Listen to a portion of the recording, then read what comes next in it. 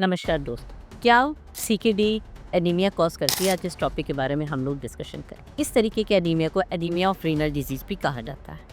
Anaemia, जैसा कि आप जानते हैं, हीमोग्लोबिन का बॉडी में कम हो जाना एनीमिया होता है। और सीकेडी के 7 में से एक मरीज को, एक पेशेंट को एनीमिया होता है। जब सीकेडी अपनी इनिशियल स्टेज में होती है तभी एनीमिया कॉज नहीं करती है। जैसे जैसे एडवांस स्टेज की तरफ जाती है पेशेंट एनीमिक होता चला जाता है।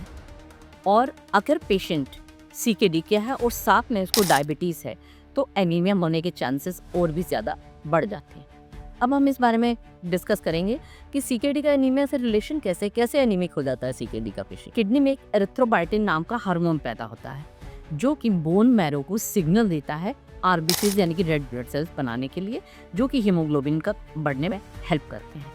पर जब किडनी का काम अल्टर हो जाता है, नहीं ठीक से किडनी काम करती है, तो एरिथ्रोपोइटिन का बनना कम हो जाता है। एरिथ्रोपोइटिन कम बनने की वजह से आरबीसी की प्रोडक्शन भी कम हो जाती है। और सेकेंडली, जो आरबीसीज ब्लड स्ट्रीम्स के अंदर प्रेजेंट होते हैं उनकी भी लाइफ कम हो जाती है, यानी कि वो ब्लड स्ट्रीम के अंदर उनकी डेथ जल्दी होने लगती है, जो इन रिटर्न एनीमिया को कॉज करता है। तीसरा इसमें कारण है, जो पेशेंट एंड स्टेज पे होते हैं, रीनल फेलियर में होते हैं, जिनका डायलिसिस चल रहा होता है, डायलिसिस के प्रोसेस के दौरान भी उनके अंदर जो है एनीमिया होता है।